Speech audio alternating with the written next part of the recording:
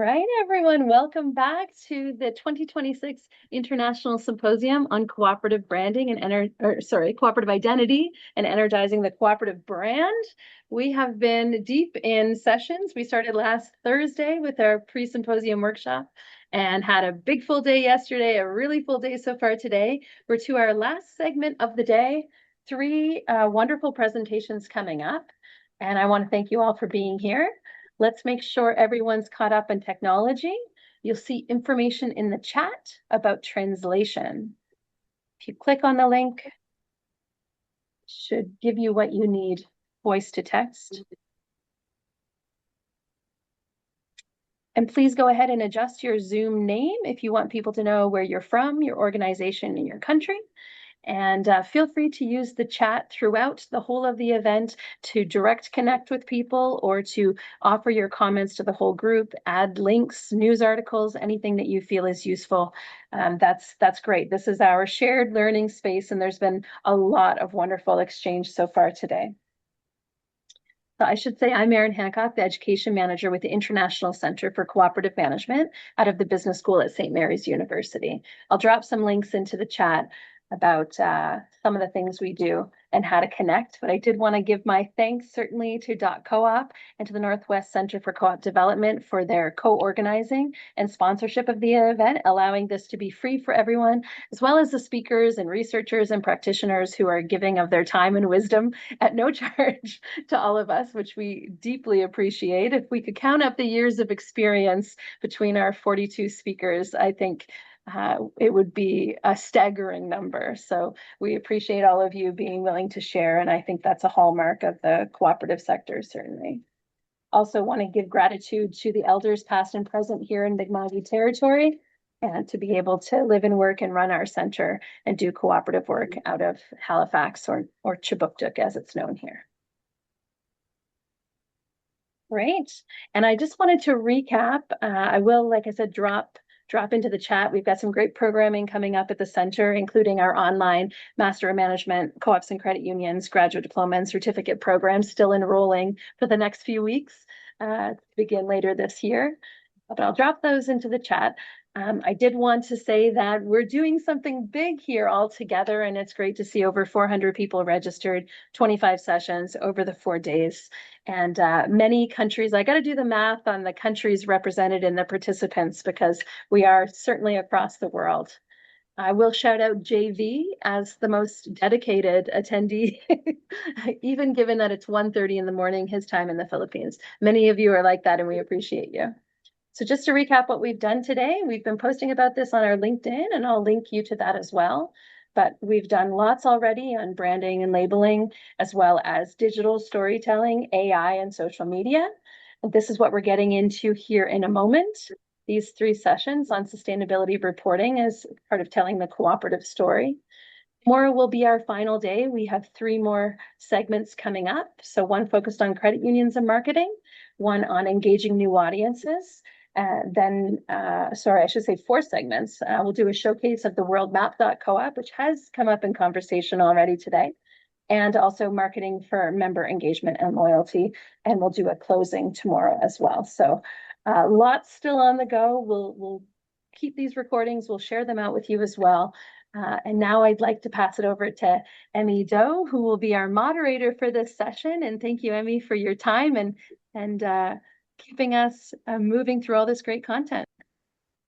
Awesome. Thanks, Erin. I'm really excited to be participating in some small form here. My name is Emmy Doe. I'm the Communication Specialist and Membership Coordinator at Sustainability Solutions Group. I also sit on the Board of Directors with Fiona Duguid, who's here as one of the presenters of the Canadian Association for Studies in Cooperation. We're going to be having a conference soon. So if folks don't know about that, I'll put a link in the chat a little bit later. I'm particularly excited about this this panel because we're going to be discussing and hearing from experts in the field about really how to show our cooperative receipts, is how I'm phrasing it. Really, we all know that cooperatives provide an alternative to business as usual, but really how we're communicating about our impact and really how we're providing an alternative to traditional businesses is really an area of growth. And so I'm really thrilled to be moderating this session. I'm going to jump right in introducing our first presenter for today. Paula Arzadoun is the Head of Education, Training, and Research at Cooperatives of the Americas, the regional office of the International Cooperative Alliance. She's also an economist at the University of Buenos Aires in Argentina and holds a PhD in business science and an MBA in cooperativism and social economy from Mondragon University. Paula is going to be presenting about practical tools from Cooperatives of the Americas to demonstrate and communicate the value of cooperatives, including the Cooperative Social Balance Framework and the Co-op Impact Platform. So I'll pass it on to you, Paula. Amy, thank you so much. I'm going to share my screen. Give me a sec.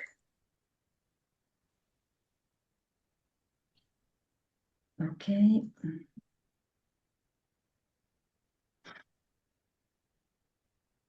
Here we go. Okay. Perfect. Now you can see it, right? Looking good. Looking great. Great. Well, thank you very much. Good afternoon, everyone. It's really a pleasure for me to be here to participate in this symposium and also to share part of the work that we have been developing from Cooperatives of the Americas. So you already know my name is Paula Arzadoun. And today I would like to reflect on sustainability reporting, not only as a technical exercise, but as a part of a broader challenge for the cooperative movement, how we make cooperative impact visible, understandable, and collectively meaningful. I will briefly introduce Cooperatives of the Americas and then focus on two initiatives, BSCOPE. This is the Social Cooperative Balance Framework.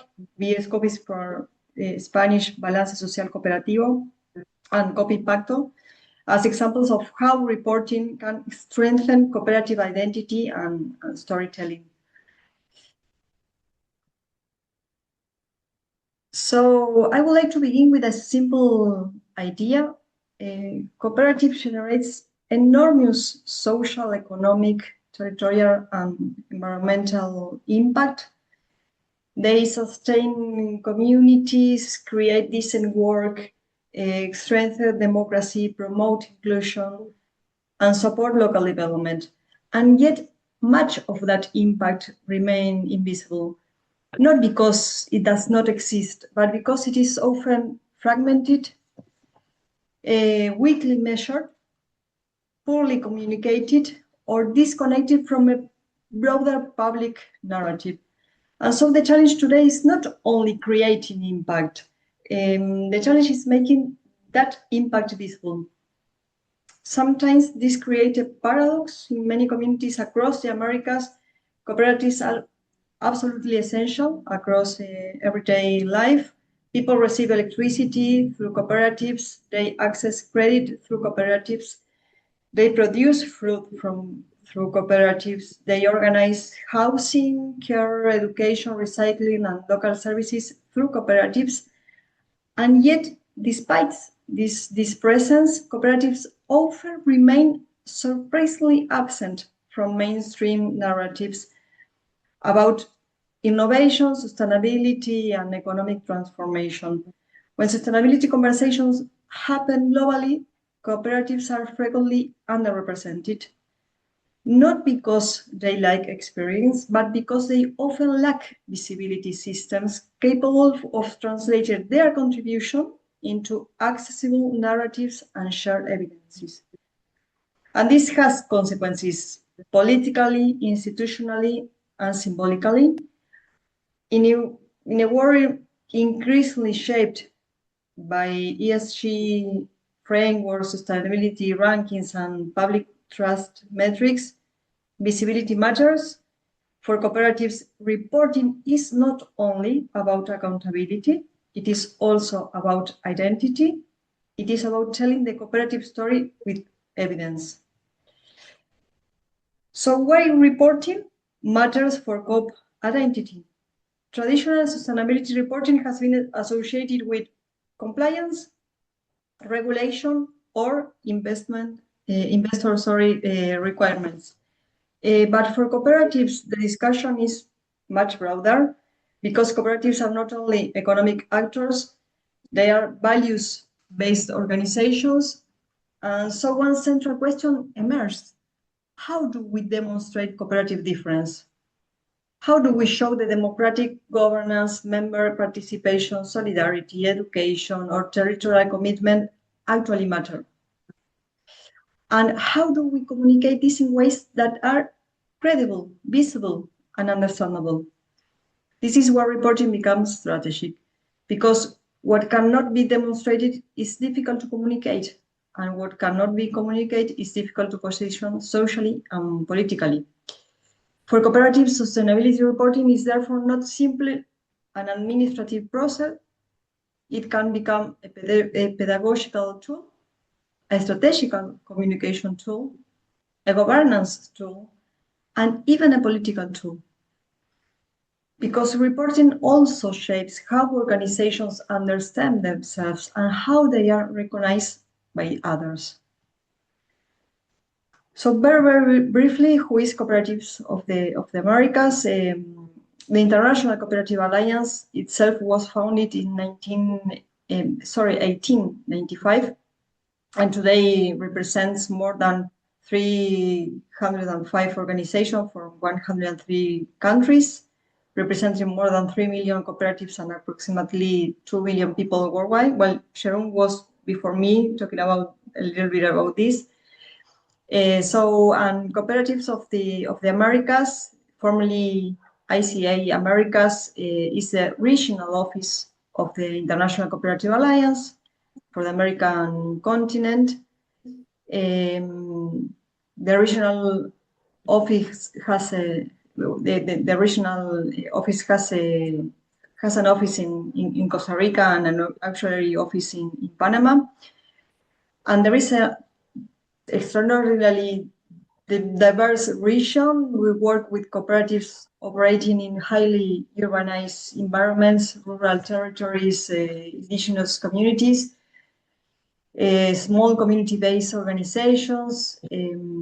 This diversity is one of the great strengths of the cooperative movement, but also creates an important challenge because cooperative experiences are often dispersed across sectors, territories, and institutional contexts. Many organizations are doing remarkable work locally, but without sufficient mechanisms to connect experiences, aggregate information, or communicate impact collectively.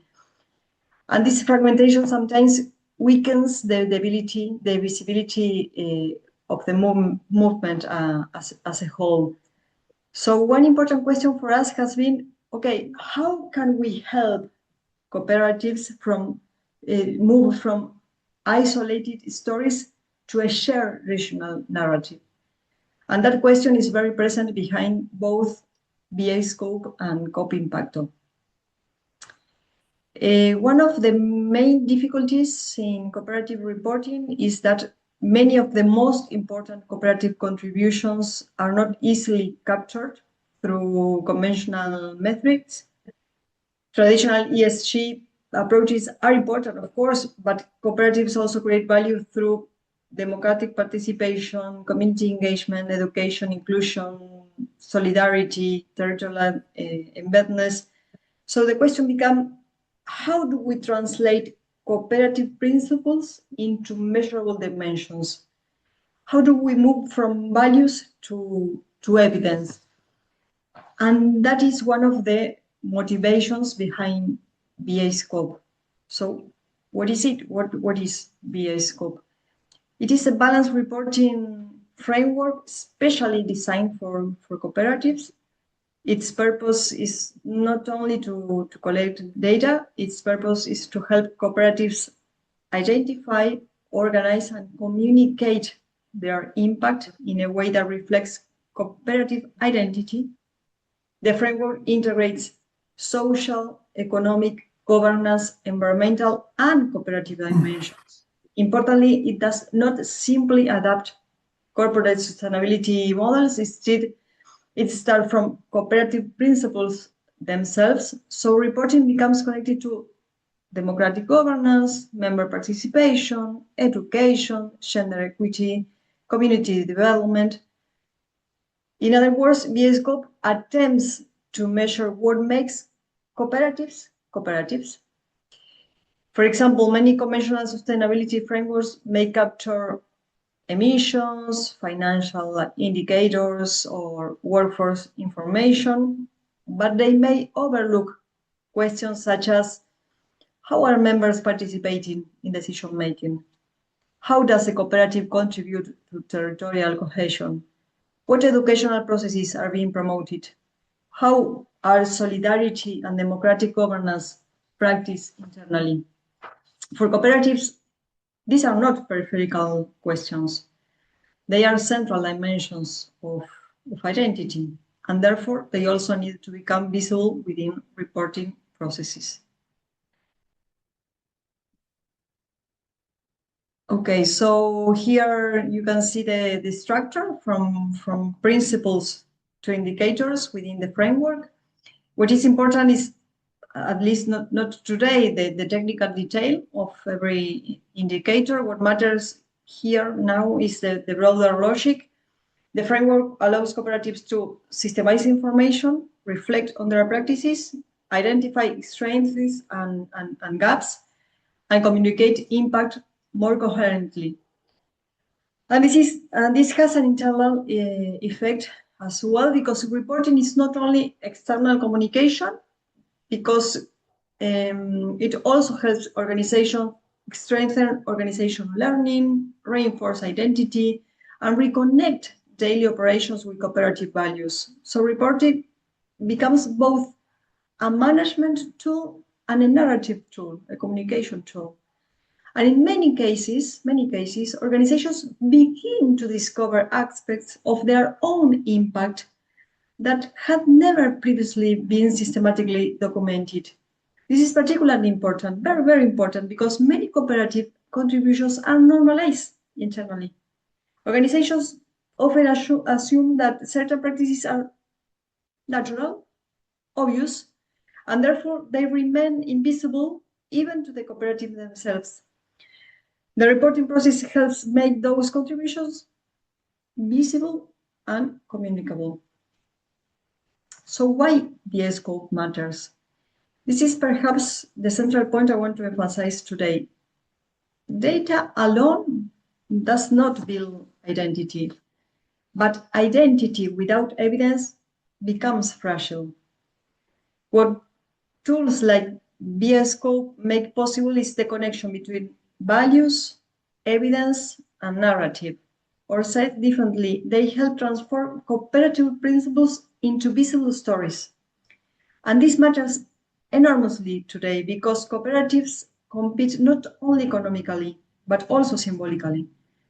Visibility matters, narratives matter, public recognition matters, and sustainable reporting can help cooperatives occupy that space with their own language and identity.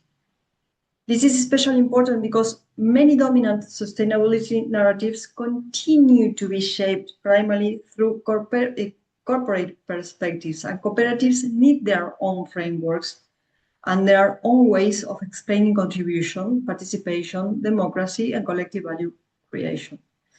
Otherwise, cooperative difference risks becoming diluted within generic sustainability language. But measuring impact is only one part of the journey. The second challenge is visibility at scale, and this is where Co-Impacto enters. I've been talking about BSCOPE up to now. Now let me talk a little bit about Co-Impacto. that is a digital platform that seeks to aggregate, visualize, and communicate cooperative impact. Its goal is not simply to store reports. Its goal is to create visibility, to help build a collective narrative about the contribution of cooperatives across territories and sectors, because one isolated report can be valuable, of course, but connected information creates something much more powerful, collective visibility. One important aspect of Co-Impacto is that it moves beyond the idea of reporting as a static document. Traditional reports are often produced once a year, uploaded as PDFs and rarely revised outside institutional circles, but digital ecosystems are changing the way organizations communicate. Today, visibility is increasingly dynamic, interactive, visual, territorial, and data-driven. And this is especially relevant for younger audiences and public debates shaped by digital communication environments. So Co-Impacto tries to rethink cooperative visibility within this new context. Another important dimension is aggregation, because one cooperative reporting its impact is valuable, yes, but when hundreds of cooperatives begin producing interconnected information, something much larger becomes possible. Patterns emerge. Territorial contributions become visible. Collective impact can be demonstrated. And suddenly, the conversation changes from this cooperative is doing something interesting to the cooperative movement is a major actor in sustainable development.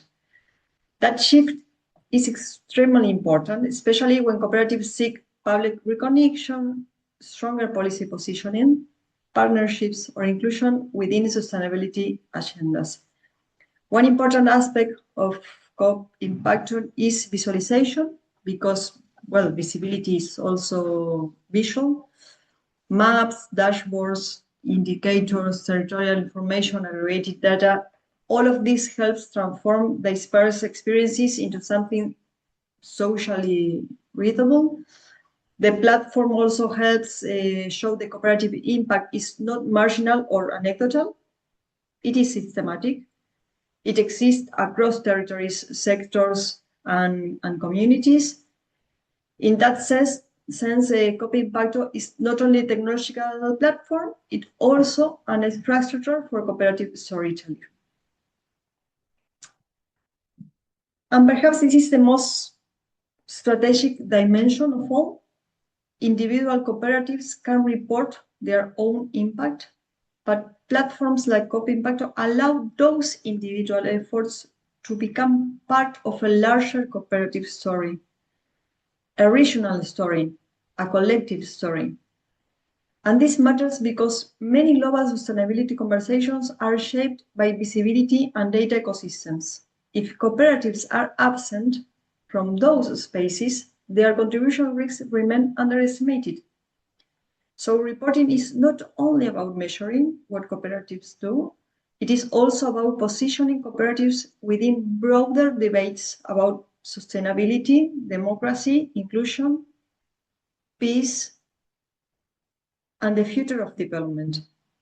And perhaps this is especially important at the present historical moment. We are living through multiple crises: environmental crisis, social fragmentation, democratic tensions, growing inequality. In this context, cooperatives have much to contribute, but contribution alone is not enough.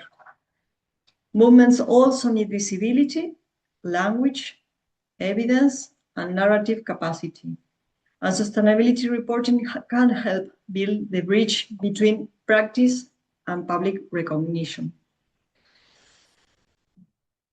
To conclude, I would like to leave 3 brief ideas. First, cooperatives already generate enormous impact. The problem is not absence of contribution, the problem is insufficient visibility. Second, reporting should not be understood only as compliance. For cooperative, it is also identity, legitimacy, communication and storytelling.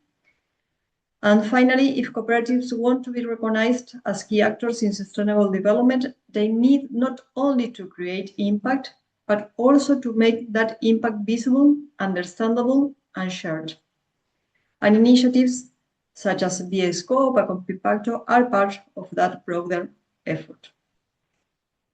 Thank you very much.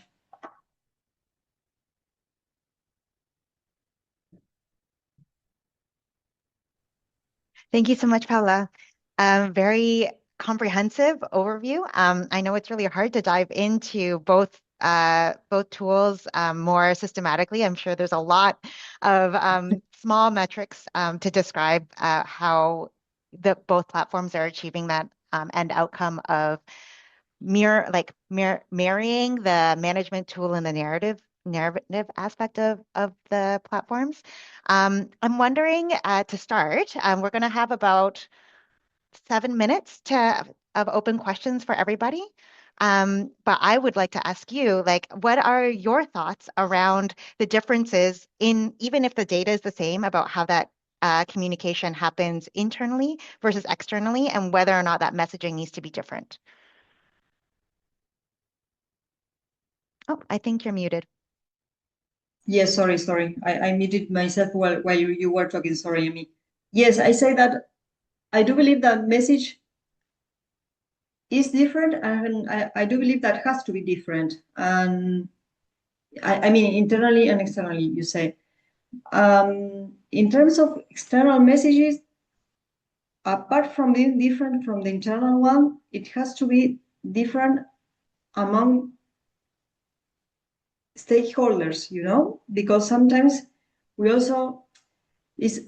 we are trying to send the same message with the same words, with the same examples to different actors, and this is not that strategic, and maybe we are not using the correct words. But maybe I would like to move back to the internal dimension, because it is quite interesting for us, and we have been working with many cooperatives among this experience with VSCOPE especially, that they discover so many things that they didn't know they were doing. And so this is also a key aspect, because if we keep on thinking that this is obvious, as I said previously, that we are doing this for our local community, we are doing this for our own collaborators, and this is obvious because we have always done this, and this is what we are. Yes, that's great. That's part of our DNA, but we have to also put that as an strength, as something that makes us a different kind of organizations.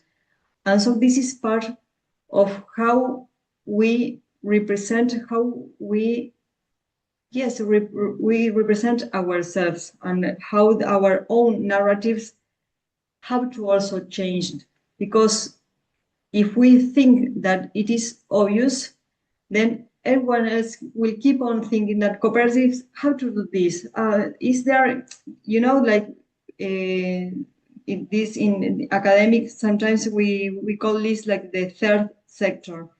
And so whenever there is something that is not being accomplished by public sector or the private sector, it can be done by a cooperative. Well, maybe not, or maybe it is interesting, but because cooperative movement really feel like doing this, but I do believe that our own narrative needs to be rethink, both as an internal message and an external one. Yes, absolutely.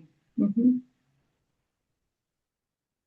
I have a few more thoughts on that, but I do want to make sure that I say out loud to everyone. If you do have any questions, please do put your hand up or your question in the chat. I see some wonderful comments around aligning cooperative principles with SDGs and in general, how to communicate that, which I think is really interesting. At SSG, not SDG, we have a practice of waiting 8 seconds whenever we ask a question before moving on. So I'm going to do that. Oh, good thing I did, Francesca.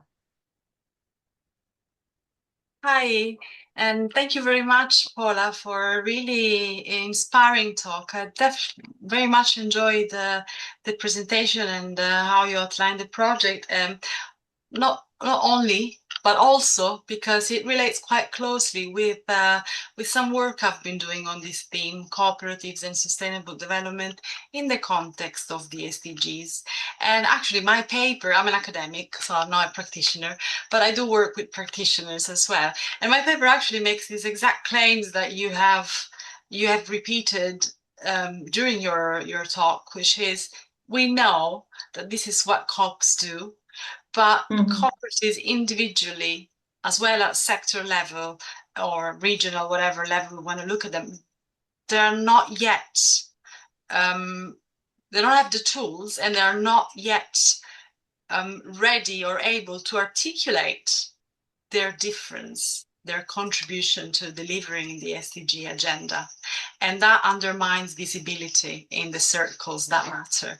So I think initiatives like these and the tools you have demonstrated briefly, and hope to play with them a little bit, even though I see the second one is in Spanish, but okay, we'll see.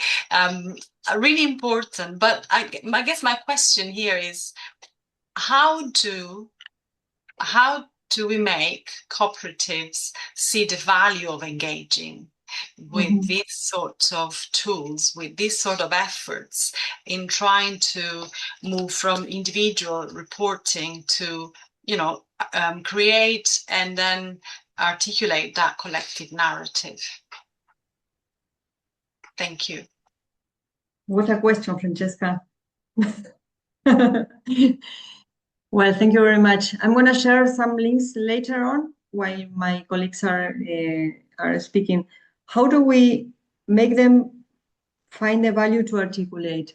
Well, this is like our everyday challenge, I mean, in the International Cooperative Alliance as a whole, because well, in our case, we represent just a lot of cooperatives that they have already identified this value of cooperating, right? Or I may say articulating, because cooperative already cooperates among cooperatives, but this is absolutely a challenge. But you know why? Because I think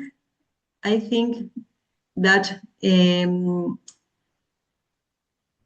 sometimes cooperatives are more, and don't misunderstand, I'm trying to make my mind, but are more focused on operation than strategy.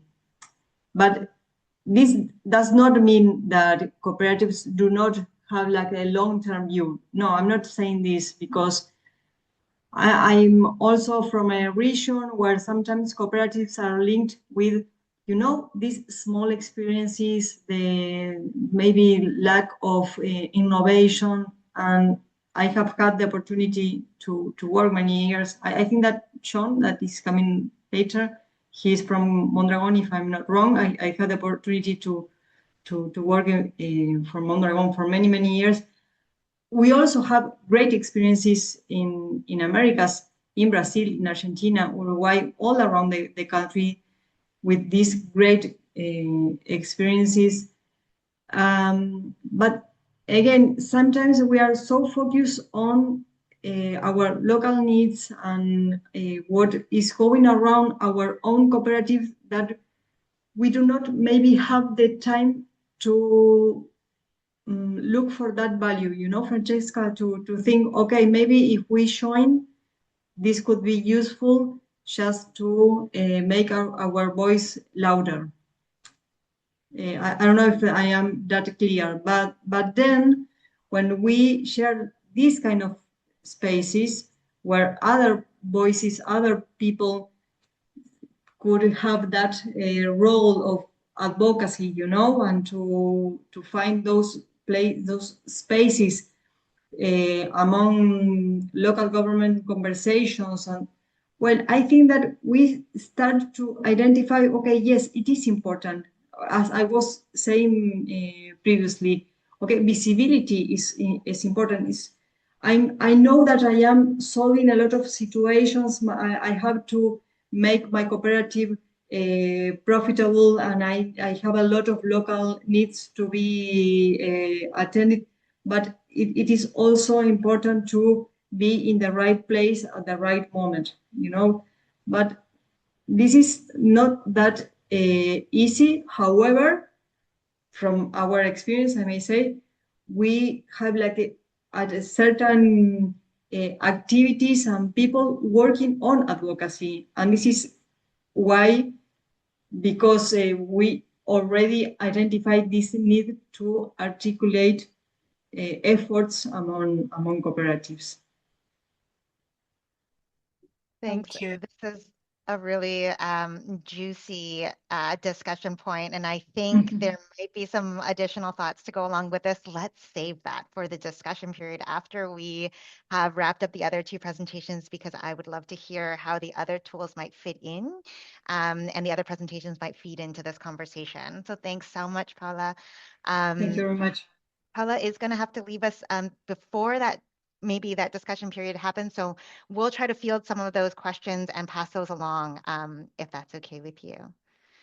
Fantastic. All right. Of So course. next up, we have John Olaizola, who is a doctoral researcher and practitioner at Mondragon University, working at the intersection of sustainability reporting, cooperative identity, and social economy governance.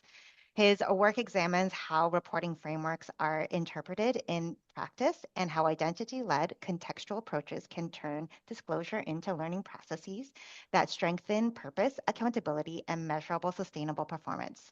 He also contributes to academic debates on impact measurements. So sounds like the key person to feed into that last discussion. So I'm excited to hand it over to John. Good afternoon, everyone. Arratsaldeon.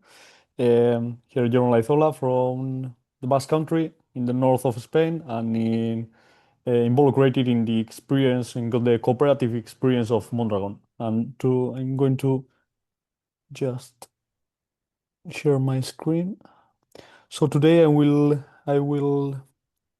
talk about one specific investigation that I will give you the link later, and it's about thinking about how cooperatives goes from compliance reporting to purpose construction and identity construction inside that insights that Paula gives us in the previous presentations about how do we fit ourselves as cooperatives in sustainability reporting frameworks.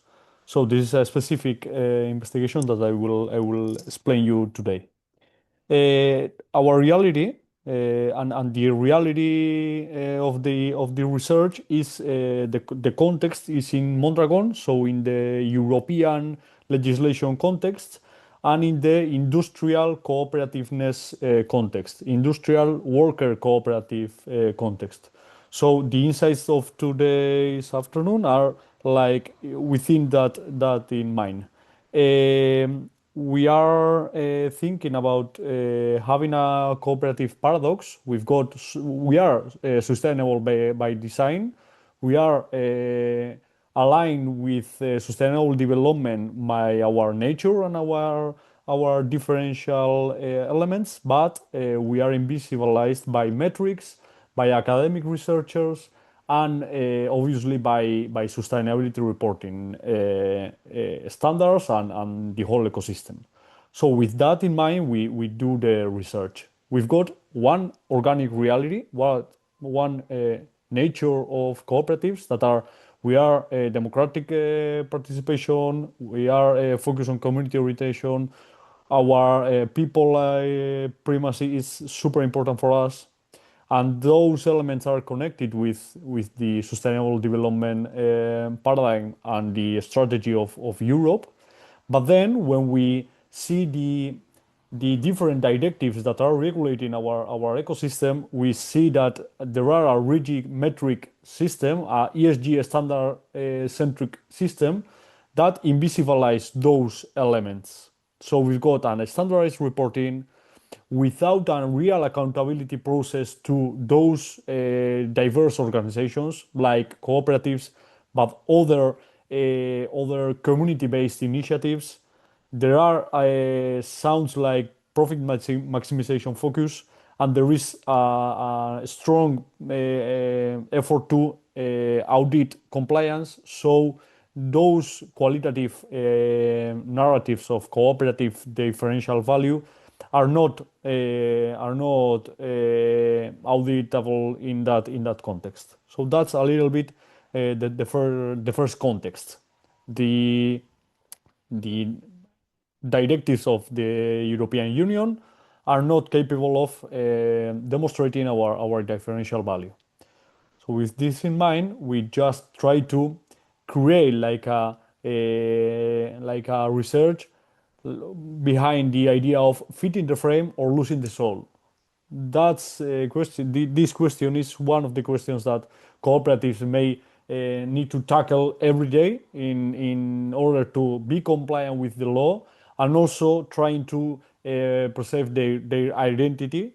And obviously, they are inside some markets, very competitive markets, international markets, with a lot of political issues that are concerning nowadays. So they need to tackle sustainable pressures, also market pressures, and the emission drift danger is there.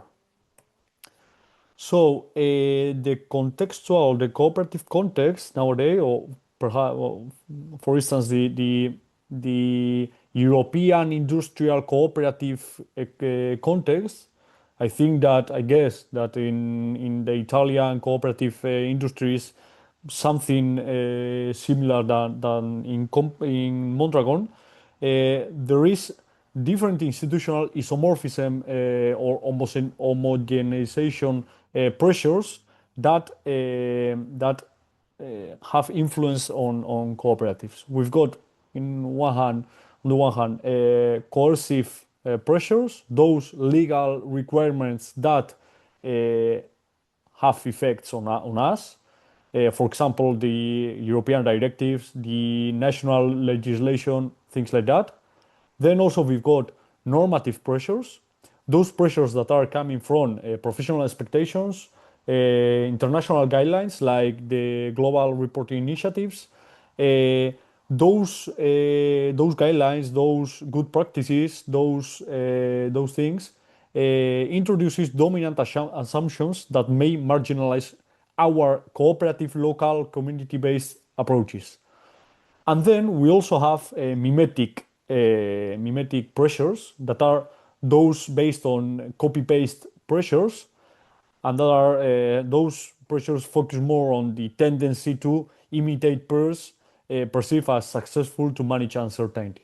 Okay, so we've got in our ecosystem we've got other industrial experiences that they are not cooperatives, but they are more like their communicative reports are more cooperative than ourselves. So it's like a little bit paradigmatic that part. So it's the reality is that we are pushed to homogenize our sustainability practices and reporting practices to those that are to those capitalist or investor-owned enterprises. So that's our main problem in that sustainability reporting part. So we just identify congruent pressures, those pressures within the ecosystem of sustainability reporting that help us preserving our identity, perhaps coercive pressures that there is a recognition of democratic structures in our Spanish law, cooperative specific university trainings that we are having with different co-ops in order to explain them the regulation or the sustainability reporting requirements, and also trying to create like those guides to create shared language. And we create like Mondragon ecosystem within the sustainability reporting cooperatives in order to create like a benchmarking ecosystem where copy paste processes were done within cooperatives. So that part was super interesting for them. But the reality is that there are a lot of non-congruent pressures here also. We've got, for example, the main European directive that have influenced us a lot. We've got also in the normative place the GRI standards, consultancies, external investor logics, etc. And we also have the pressure to be like those trendy companies that nowadays in sustainability reporting are the most or the biggest companies because the financial needs are one of the characteristics of the sustainability reporting needs. So with that, we understood the sustainability reporting ecosystem of Europe within the Mondragon experience, an experience that has 82 cooperatives, more than 70,000 workers, 11.2 billions in sales, over 50 years of legacy, constructing an socioeconomic organizational ecosystem with integrating within the cooperatives those social and economical objectives. And we try to understood which was the reality of sustainability reporting within the cooperatives with 18 different semi-structured interviews. And with that, we try to understood which was the reality in the context. So the result and the title of the result is that non-congruent pressures in the European sustainability reporting ecosystem are the 60% of the total amount of pressures, and then the 40% are understood as congruent. And one of the main ideas is that those that in the 10th interview, one cooperative sustainability responsible told us that was that in the end, indicators or requirements pull you one way while identity needs to pull you another. We are constantly trying to balance both. So the idea behind the sustainability reporting ecosystem is that cooperatives nowadays are pressured in the market within their economic requirements, within the market requirements and the competitiveness requirements, and trying to balance those economic and social objectives. But they are also, in the European context, they are also pulled to balance their performance on sustainability within the identity needs. Something that in the theoretical or in the theory on the nature of the things, they are like aligned. Sustainability requirements and sustainability report development issues need to be aligned with cooperative identity or differential value elements. But the reality is that the actual sustainability reporting frameworks, as Paula said later, are thinking about general enterprises, investor-owned firms, and not on cooperatives, and they do think on those specific realities and not in ours. So with that, we've got a coercive trap.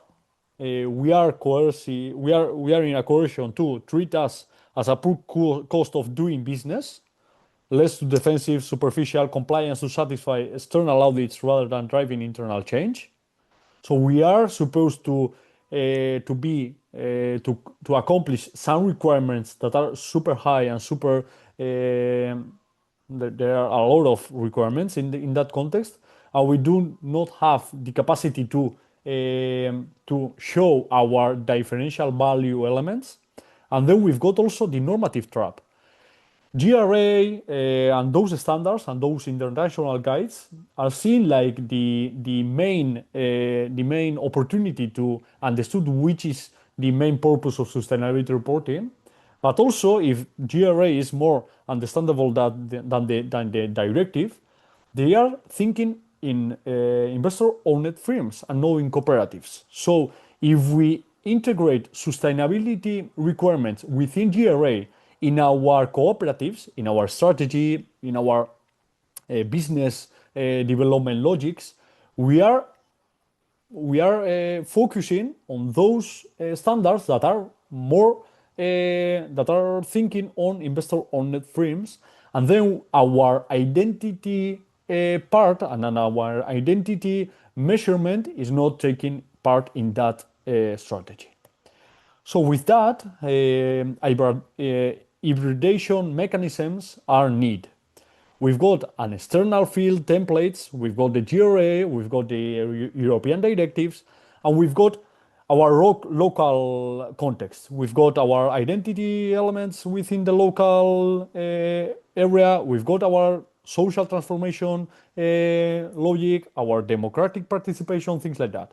So we need to hybrid these two elements and create a guide, a platform, a sustainability reporting, focus on cooperatives, on hybrid organizations, something like that, that need to separate the compliance layer from the identity layer.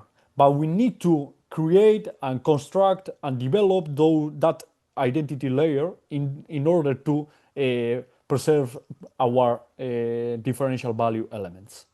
With that, Mondragon grouping effect is one of the elements that I want to explain you today. Mondragon have that aggregation and that corporation idea within the cooperative, different cooperatives. So different cooperatives, more than 82, create like a network, and that network function like with a grouping effect, and try to buffer those external pressures that are non-congruent with our identity. So practically, though that effect, it's the idea that one cooperative is not trying to understand which is the requirements in the CSRD, that is the new directive in the European Union. The Mondragon Corporation itself and people from Mondragon Corporation, that it's a second degree cooperative, try to get first the directive, understand the positive and negative elements of be compliant with that directive, and try to explain in a shared vocabulary and a shared language to the cooperatives which are the effects, positive, negative, and where we need to put the eye. Be compliant is it's needed by the market, by the regulators, and by the customers, and even the competitiveness of the company. But also we need to preserve our identity, our differential value elements, because one of our main issues nowadays is to maintain our legacy. So we need to have and we need to preserve this Mondragon grouping effect. And I think that it's a good practice within cooperatives and within other community initiatives, that someone that is not pressured directly by the requirements need to understand which are the positive and negative elements within that identity layer in mind. And with that, the specific translation mechanisms in the Mondragon group. First of all was the university training. So me and my colleagues were providing a common language and learning paths rooted in the ethos of cooperation, the reality of different cooperatives, and trying to create a shared language within them. The second part is extracting the best practices and translating rubber-related legislation into actionable steps, creating action plans, creating strategic plans in order to be sure that in the requirements of sustainability we are introducing those identity layers. And also workshops. We need to talk with each other. We need to be intercooperative with each other in order to respond to those requirements in a coherent way with our identity. and the two layers are okay, but we've got an external audit. We need to create a sustainability reporting that need to be good enough to be compliant with the law, but we need to create those engines that are more internal. We need to communicate better internally, which are our positions in the sustainable development issues and in the paradigm. And with that, we obviously we need to be we need to have the compliance in mind. We need to minimize legal risk, and we need to check boxes. But also we need to construct purpose, affirm identity. We need to communicate this part to our members. In the first part, in the compliance part, external auditors and investors are the main public, the main stakeholders. We've got external auditors, public administration, perhaps financial entities. But then in the identity layer, we've got members, workers, local community. The first compliance part, non-financial data, key performance indicators are more focused on performance, showing our performance in sustainability. An identity layer perhaps need to be more qualitative. We need to communicate and we need to try to create that part of narrative about our identity, and we need to try to communicate also with data, democratic governance, territorial embeddedness, social impact, those elements. The view of GRA need to be mandatory in the compliance part, need to be restrictive, need to be some indicators that we are away to accomplish. But then in the identity part, we need to be more free from those GRA or guidelines or international guidelines. And in last part, we need to be in the compliance part. We need to fulfill all the gaps. We need to fulfill all the requirements. And in the identity layer, we need to be more communicative. We need to be more innovative. We need to be more. We need to intercooperate it more with each other in order to communicate that part correctly. I want to call to action from here, just to create equilibrium between compliance and identity. And also, I want to shout out here about trying to create a standard setter or trying to create a standard for cooperatives, for industrial worker cooperatives, but also for other cooperatives in order to be compliant with the European regulatory, with the American regulatory, or with each regulatory in sustainable issues, and also trying to preserve our identities needs. Thanks a lot Great. to everyone. Thanks, John. You delivered. I feel like your framework of really showing the difference between congruent pressures versus non-congruent pressures really helped to articulate some of what we were already discussing after that first presentation around internal communication versus external communication. So that was really awesome. I'm going to open up. We have maybe 3 minutes for questions of clarification before we move on to the next presentation and then have a larger discussion at the end. So again, 8 seconds, everyone.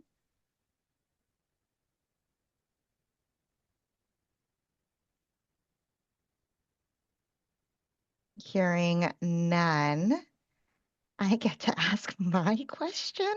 Perfect.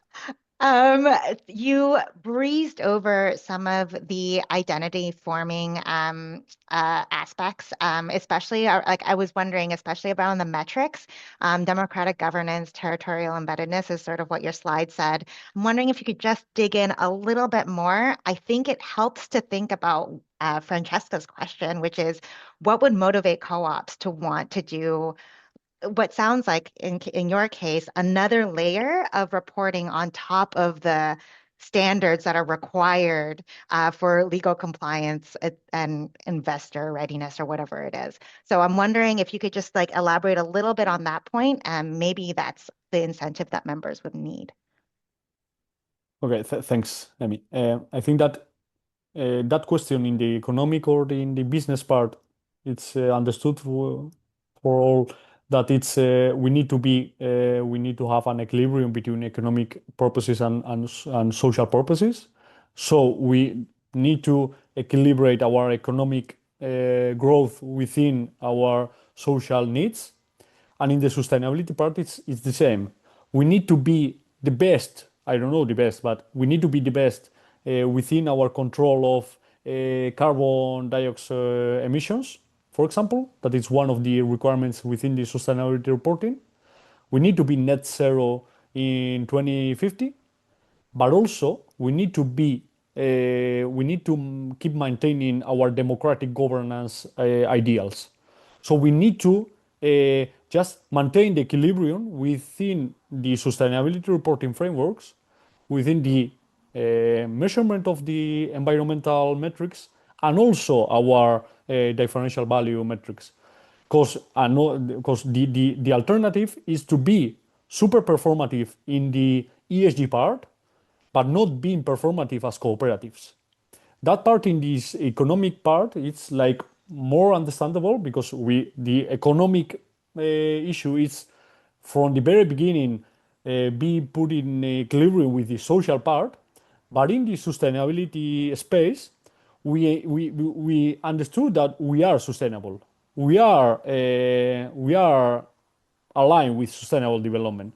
But the reality is that in the practical part, the sustainable development issues are not translated in that way. So we are not having those spaces to talk about ourselves, and we are just as performative as in the economic part. So we need to be aware of that.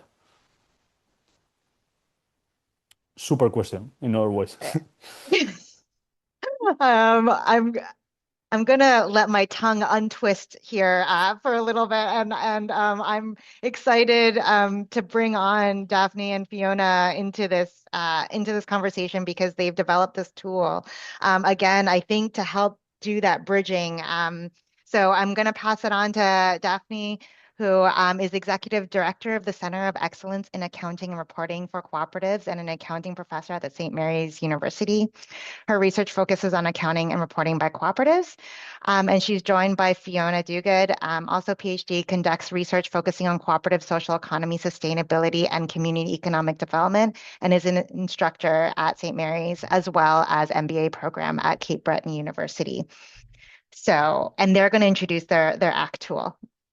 I'll hand it over to you both. Tammy.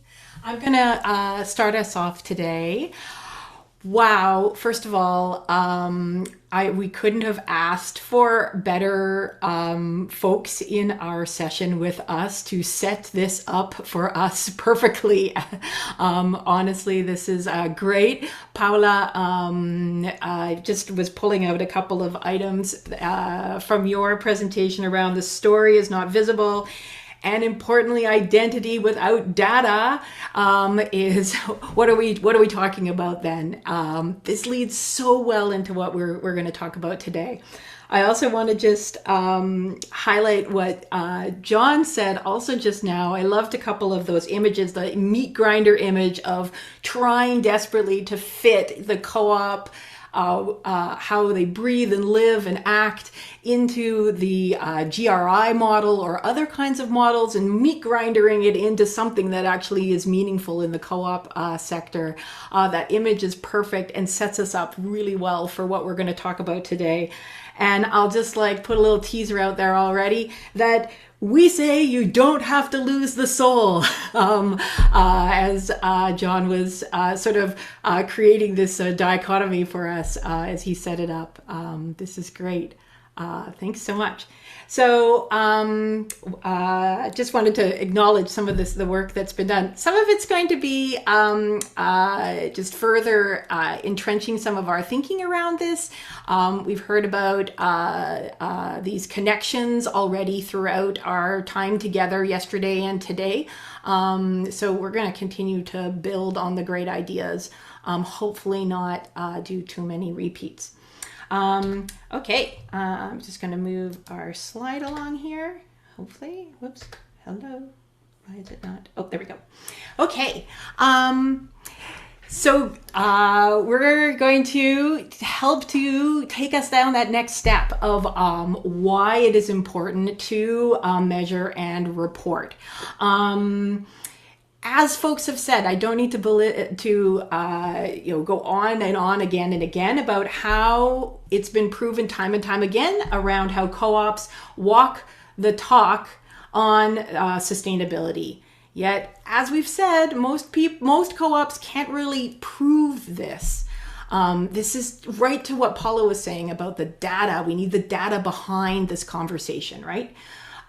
We all know this old adage of what gets measured gets managed. And so for sure, co-ops have to oblige, as we've heard about the different financial frameworks that are out there.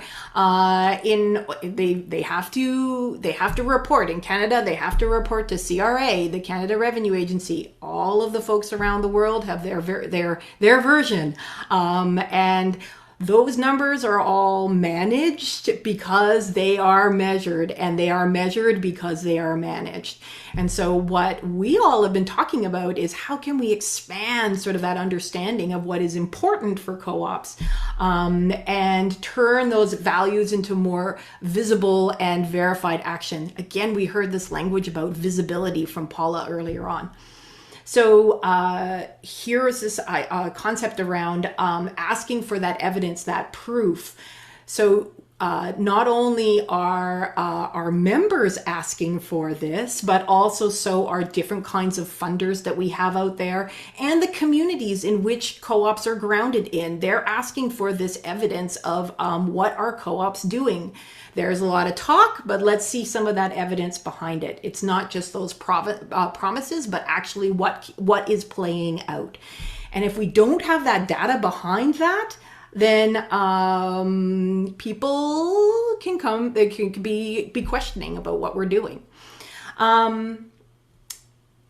This final bullet here around the SDGs, who we've already been sort of alluding to, the Sustainable Development Goals, and the co-op principles, of which we all know, are really two amazing frameworks that we have at our fingertips to help co-ops to really sort of lean into this kind of understanding about who we are in this world. This is ready-made language already, these two frameworks, for us to be able to live and breathe and collect data and evidence. We heard a lot over the time throughout the symposium around sort of that authenticity, that co-op voice, being able to speak to the co-op narrative. And so I think that this kind of language, collecting evidence and proof and data behind this, is going to help us to be able to do that just that much better.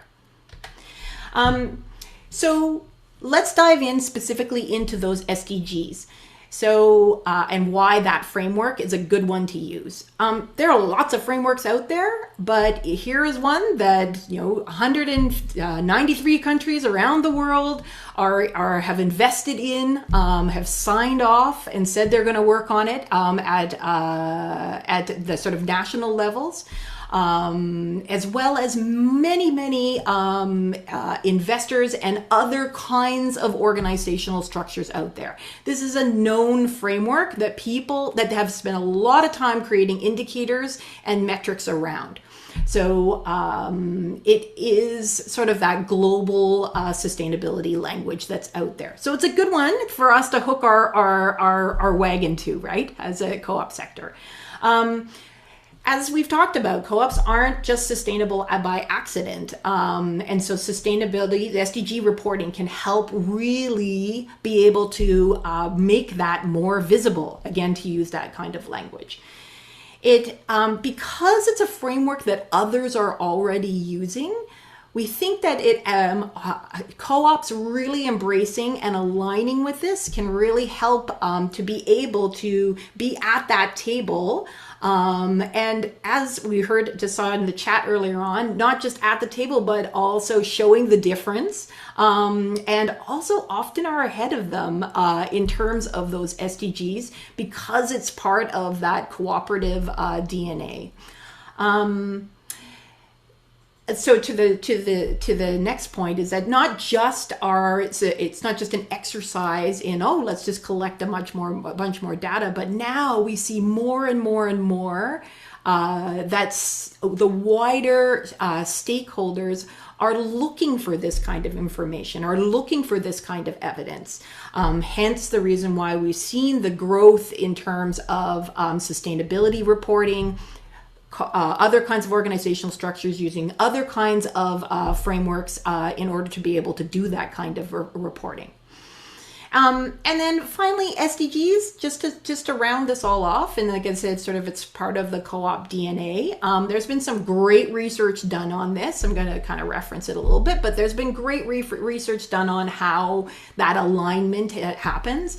We can see that especially around this idea of sort of creating decent workplaces, around reducing inequalities, thinking about responsible production, as well as responsible consumption as well. Co-ops are built for this. Okay, so here is, putting together our bigger case around reporting using the co-op principles. This should really be like a go-to for us in the co-op sector, but surprisingly, it is minimally done. We really want to think, and we've heard about this already today, that these are not just 7 principles that are kind of aspirational. These are, in fact, our legal and ethical backbone about what makes a co-op. So how come we don't measure ourselves to these principles to make sure that we are living and breathing them in reality in terms of that data and proof? So again, like if you don't measure them, then you can't really defend them. And importantly here is that you can't then improve on them, right? So if we don't get some sort of baseline or an understanding of what co-ops are doing in terms of the co-op principles, then how do we say, we're not doing this principle very well? Where are our rooms for improvement? How can we lean into this principle more and better in order to do right by our membership, right by our communities? So just collecting data doesn't mean only all the trumpets go off, look at how amazing we are, but it's also a tremendous opportunity for us to be, for co-ops to be able to also say, where could we be doing better in this space and place? Principles reporting also shows also helps to show members how they are cooperative, not just telling them, but also showing them how those democratic principles and values are alive and well. As we just heard from John, there are really no tools that exist around measuring those co-op principles, and so there is a tremendous gap here in our co-op sector. And so when you take these two, the principles and the SDGs, and you pull them together, you can have like that accountability framework that no investor-owned firm can really replicate. Okay, so I'm going to jump along here pretty quickly because we've heard quite a bit of this already. Daphne and I are both academics, so we can kind of geek out in that space a little bit. So that's why you see this literature review piece, but I'll just bump along through it pretty quick. So as we've heard, like there's not really any tools that fit this co-op sector for really being able to lean into who we are and be able to understand what we're doing and also be able to report on that. And John nicely highlighted that earlier on.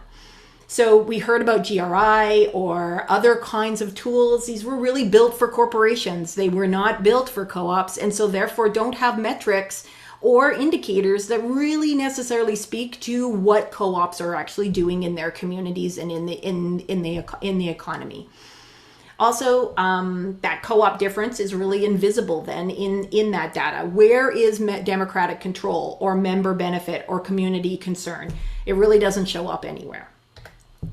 So there's some really great articles out there also about this that helps us around thinking about those reporting frameworks. So again, not really any co-op specific reporting tools in terms of the SDGs or the co-op principles.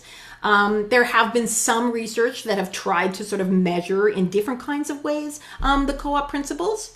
And if anybody's interested specifically in these, I'm happy to share.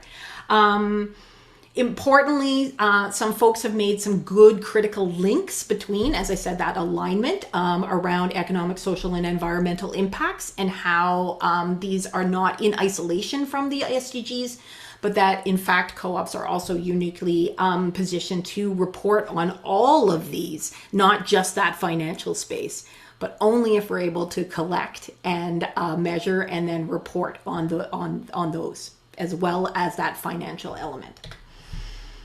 Linking and pulling together those SDGs and the principles more fully. So we can see that for the most part, we see that whole environmental piece really landing into the catch-all of the Principle 7, the concern for community. Right or wrong, so far that's how things are set up. We can see that that statement of co-op identity itself has a gap where sustainability is kind of implied but never really operationalized. And importantly, as others have found, that it's not just a nice to have to think about sustainability and ultimately the SDGs, but actually those need to be embedded into whether it's policies, whether it's into operations, whether it's into management. It needs to be binding in some kind of way. And so one of our big conclusions is really that there is a lot of connections between those co-op values as well as that SDG global framework. And we've heard a lot about that already. Okay, so bottom line. Well, bottom lines, if you would work with me on that. Co-ops are widely recognized as sustainable. I'm not saying anything new here, but this is what the literature shows. This is what we as a co-op sector understand. There is no agreed way to prove this, though. There is really nothing out there that says this is how we do it, right? And this is how we prove that we are sustainable, right? And that for the most part, most co-ops are pretty much flying blind on this. Now, a number of co-ops have got, the bigger co-ops that have got some money behind them and the human resources. They're doing their own work around this. Fantastic. We would really like to see how we can broaden that all co-ops can be able to do this. All co-ops can really lean into understanding how they're being co-ops and how they're being sustainable. So I would like to turn it over to Daphne, who is going to tell us a little bit more about a tool that we've developed in line, again, with where John has been heading and also where Paula is heading. And yesterday, we heard from Graciana, who was talking about flexing those co-op value muscles. I'm not sure if other people saw that. So if we've got co-op value muscles and sustainability muscles here, we can think about act.coop as perhaps like the Fitbit of this. Whereas previously, we never had to know all the details about our muscles and what we were doing, right? But then the Fitbit made us go, wow, look at all this information that we can learn. And so act.coop is part of kind of like our tool to be able to help us to be able to do that. I'm going to turn it over to Daphne to jump into that. Okay, thanks, Fiona. So what is ACT.coop? So ACT is the acronym for Accounting for Cooperative Transformation, and it's a dashboard, and it's a way for co-ops to illustrate their contribution to sustainability using the SDGs, as well as demonstrate their difference through the 7 principles. So the online dashboard helps cooperatives record their impact, measure their results, and gives them data that they can use to broadcast their story. So next slide. So maybe it's really a power tool for cooperatives, and while it's applicable to all size co-ops, we really had in mind the small to medium-sized co-ops when we were developing it. So we purposely tried to keep the number of measures down to a manageable level. So next slide. So this is a few screenshots of the dashboard itself. So what we've done, keeping in mind that people don't have a lot of time to put data into a system, we've broken down the data collection into 5 categories: their membership information, human resources, financial environment, and so on. We did that so people could collect the data they would need to do that section of the survey. They could come back a day later, a week later, and do another section so they could save what they've input and move on to the next part of the data entry process. Next slide. So just to illustrate the membership part, number of members, we collect some basic information, number of members who attend AGM, number of new members added to the co-op, and we're hopefully most people can enter in this information, but the option is there for all the questions. If the co-op doesn't have that information or it's not relevant or whatever, they can just click do not have that information. So just because you don't have every piece of information doesn't prevent you from participating in entering your data in the dashboard. So upon completion then of the survey, they get some feedback telling them how they've contributed to the SDGs and to 2 of the 7 principles. And looking at the energy consumption piece, again, we collect several pieces of information here, and I think time is running low here, so probably we'll just roll through this one quickly, Fiona. So again, there's various measures surrounding sustainability, environmental sustainability, and so on. The co-ops can enter in this information, and the dashboard also has guidance on how to calculate these various measures. Move to the next one. And again, at the end of the energy piece, they get feedback on what they've done in terms of the SDGs and principle number 7 in this particular case. So if we move along, so we developed co-op, ACT.coop with 16 co-ops across Canada. So we had a wide array, small, medium, large, new, well-established, diverse, and our apex organization, Cooperatives and Mutuals Canada, helped us with recruitment. And we started off with the notion that it would be participatory action research. In that, our participants would be putting forward their ideas as to what should be measured. However, at the beginning of the project, we did a survey of our participants, and their SDG knowledge was fairly, high level, but not detailed enough to actually put forward suggested indicators. So then we kind of changed our methodology to be more action research. So what we did was to help them out. We gathered over 400 potential metrics. And then as a research team, we narrowed this down to 50. So then we did a survey with our participants, asking them to reduce that number to the 20 most useful to them. And those 20 were based on 2 questions. Does this matter to your stakeholders? And can you actually collect the data? There may be things that would be really nice to measure, but if you don't have the data, then it's not that practical, certainly at the outset of this project. And, certainly difficult to find that sweet spot where something was feasible for the small co-ops, but yet meaningful for the large one, and also reflective of both frameworks, of both the SDGs and the 7 principles. So it's definitely a balancing act. So why should co-ops adopt ACT? Well, it's a great way for them to demonstrate their cooperative difference. It enables them to show their social and environmental performance, that co-ops are more than just about the economic performance.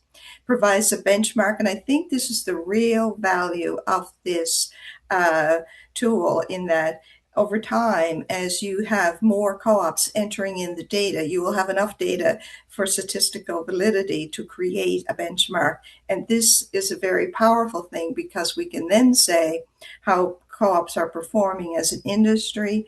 It allows co-ops to compare to others in their sector, or they can compare to all sectors in their region. So it gives the co-ops a lot of information to compare their performance. And it also helps in terms of a governance perspective. The board of directors of the co-op can then, hold management to account to achieve, better results on the sustainability front.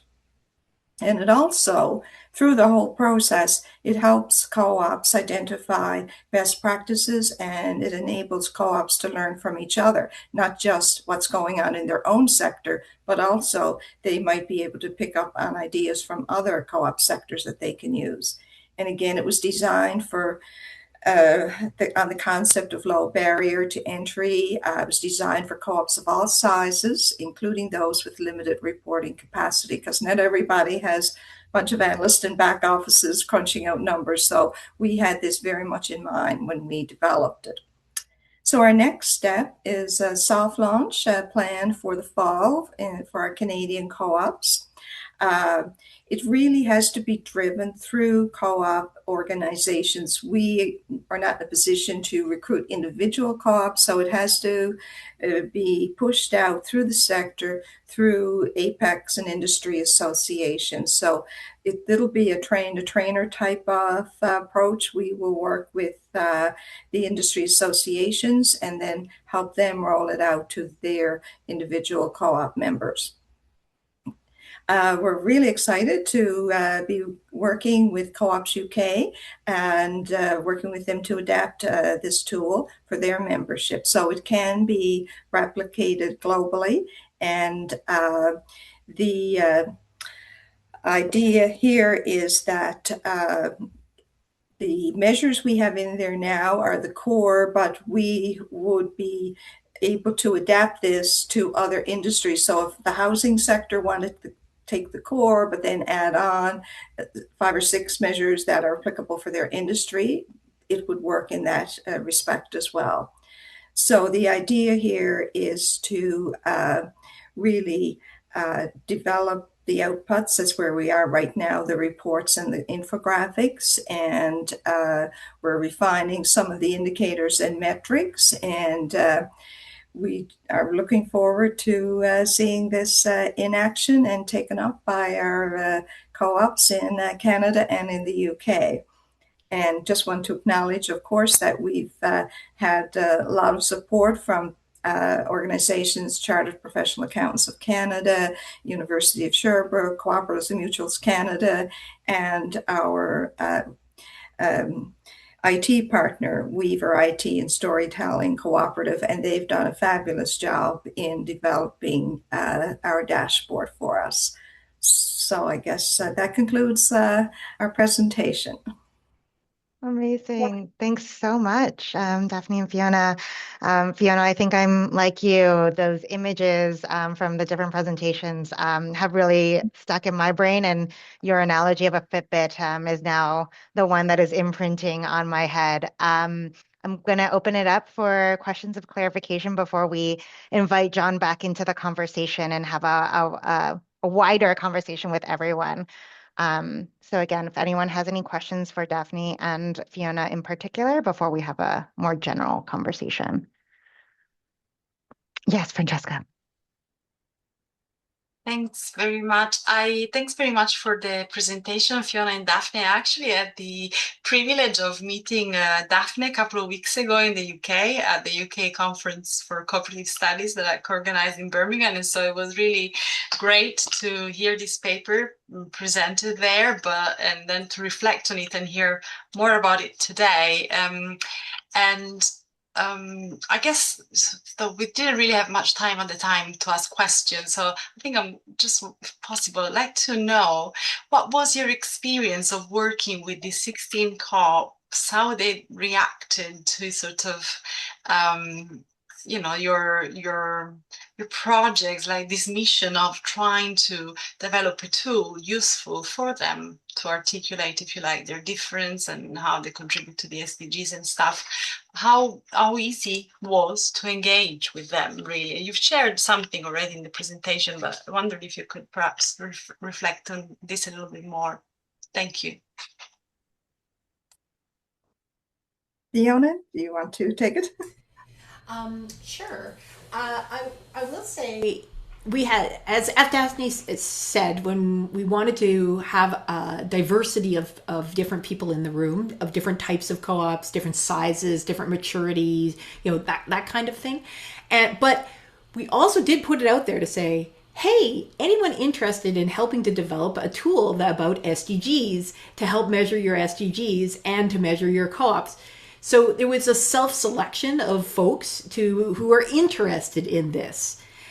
And yet, we were really surprised, Francesca, how little people understood about the SDGs measurement and reporting. So as Daphne said, like we started out with this thought we would be able to work sort of here with everyone. Okay, let's work up. And we had to like very quickly shift our understanding of how we were going to be able to work with folks. Not because people they just didn't have as much knowledge as we thought they would, given especially that they had self-selected to do this. So there was some gear shifting on the fly. I guess that's for the researchers in the room, that's participatory action research for you right there. Being able to work on the fly with your research methodology. And so we had to pretty quickly change where like, okay, we were the ones bringing all the indicators and the metrics to the table that then they would select from. Also, the other part that we learned in this moment too was just how little people are thinking about this and how little people are thinking about how to actually get the data.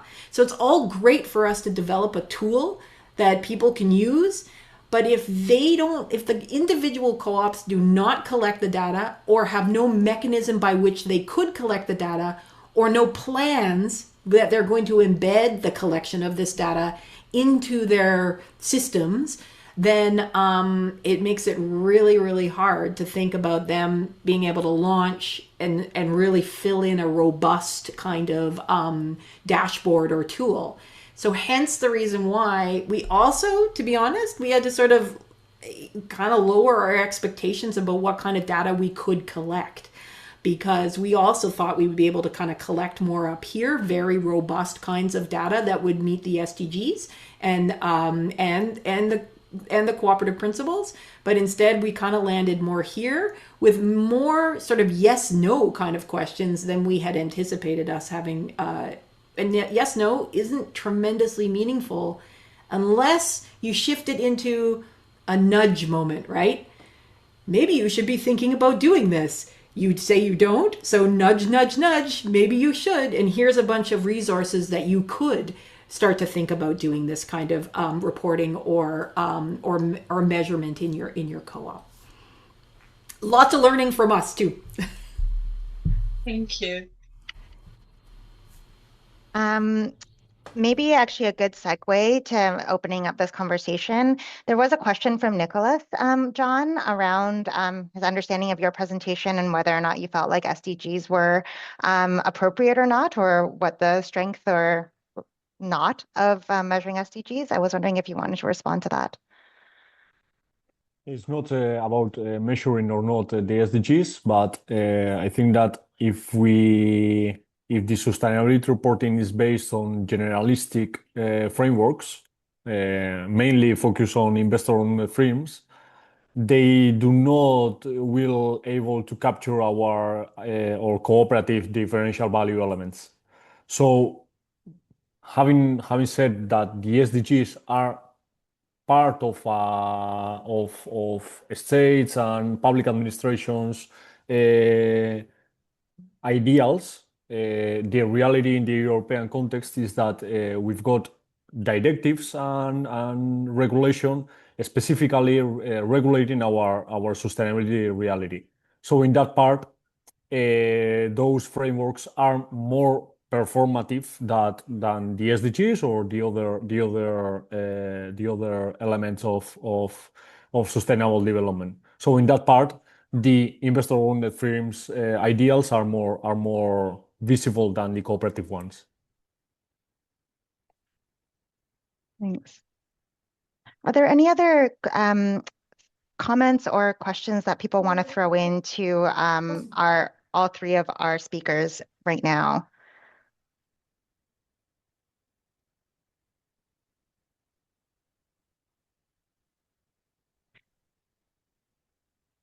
Yeah. Oh, Fiona. If it's okay, John, I wanted to ask you, why did you start with the a starting point of GRI? Why not throw out the other reporting tools, and which is maybe kind of where Daphne and I went after doing a whole slew of research. We did lots of the stuff that you did. Yours is more up to date because we did ours a little while ago. But discovering that they don't really speak to co-ops. So why hold on to it and then add in some kind of layer that tries to capture co-ops? Why not just throw out GRI? Yeah, the first option was to throw out the GRA framework, but the reality is that the 100% of the Mondragon cooperatives, and even not cooperatives, the whole ecosystem, industrial ecosystem here in the Basque Country and in Spain is using GRA to be compliant with the sustainability reporting requirements. So in that part, it's a reality that we need to understand, research, and and yeah, visualize the influence that have GRA in ourselves. So within that part of our research contribution was to give cooperatives the idea that danger with GRA and thorough of these frameworks, because they are not as good as it might be. I'm super happy to have you today and your framework and your ideal and your measurement ideals, because I think that we need to create these tools in order to have cooperative differential value elements visible. But we need to be aware also that cooperatives need to be competitive in markets that sustainability reporting requirements are super high and super and the CSRD, the new directive in the European case, it's like 1,300 requirements of data points. So thinking about creating a more extensive reporting for cooperatives is not even as competitive as other. So we need to create something that need to be simple, but I think that in that part we've got a lot of to work. I I mean, I think I share that struggle. John, it's really interesting. Like I'm talking from a practitioner's point perspective. Our co-op, for example, has decided to certify as a B Corp for the recognition factor. So, showing compliance onto a regimented set of standards is one way of communicating our value externally. I really am finding this interesting about the external, like the advocacy piece, the bigger picture of the cooperative movement. I really find that image that Paula first shared of the interconnectedness, the net of the network, really powerful, versus the internal education piece, and really like taking the metrics and the data to show members what the value of operating in the ways that they're reporting of that co-ops act in. So anyway, so those two, that tension is really interesting. Nicholas, I am going to encourage you to bring your voice in. You've been very active in the chat. If you feel like your connection is stable enough. Okay, let me try. Yeah. Hi. Hi. Thank you so much. My apologies, and this is bringing a lot of questions for me. I'm just wondering, why is it so important for global North co-ops to report on SDGs? Because in the global South, we want to get funding, so we want to show how we're, and every co-op has a direct impact on SDGs, but a co-op in the global North, what's the importance? Please, can you just clarify this for me? Because if it's for communication only, are we not playing the same game as the the corporates? Sorry, my apologies. I'm sure you have an answer. Thank you. Yeah, I think, and thanks, Nicolas.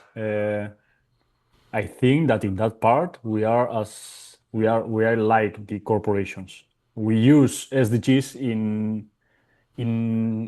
as an strategy to communicate our purpose and our sustainability development ideals. And then the reality is that when we through with sustainability reporting requirements, in the case of Europe, for example, our problems are clear also. We are not so performative in environmental issues. We are more performative in social and governance issues. But yes, the SDGs and the SDG impact, in our case, having a lot of requirements from that European directive scales, SDGs are more communicative than performative. And our stakeholders need more performative indicators than those indicators more related with SDGs. That's the part of the European ecosystem. I think that there's an interesting moment there around because the SDGs, with all their flaws, but they are the global language for sustainability, and so that's why we hooked our wagon to it. Is because 193 countries have signed on to it, not without criticisms or critiques of it. There's lots of criticisms and critique. But it does provide a language that is a global language, a global framework. And there's Sorry, a hand up from, oh, yes. Can I please pursue actually the question? My work has been on the impact of co-ops on women economic empowerment. Okay, so we have oh, sorry, do you hear me? Yep. Oh, okay. And so, for example, we have many ways to prove how co-ops impact women economic empowerment. I'm seeing that can work. Why is it harder for a co-op to prove its impact than a corporation? That's what I didn't really catch. Because, for example, if our co-ops have better democracy, our co-ops have more women, gender equity in a democratic position, in leadership roles, etc. Why would it be harder for us to use these metrics? That's what I didn't catch. And Nicholas, I'm actually going to put a pin on this super juicy topic because it's a great provocation, and I'm really hoping we can get into that discussion in some venue because I am feeling that exact same tension. But it looks like we have to wrap up this session. So we had a final question from Nyamo that I don't think we're going to have time to get to. So Erin, I'll pass it back to you. Sure. Well, thank you to all of you. Oh my goodness. So many juicy things. And I mean, so much work that you're doing that should be the obvious thing we've all been doing for a long time. And thank goodness you're bringing together those frameworks and the ability for us to do that in a very tangible way. And, I really appreciate what you said, Fiona, about you were hoping you'd be providing this thing and gathering this data at this high level, but that people weren't necessarily considering these things in these ways yet. And so let's hope in 5 years it looks different. So I want to thank everyone for what you've contributed today, for all the other speakers that we had in day 2 of the symposium. I invite folks to take a moment to fill in our evaluation.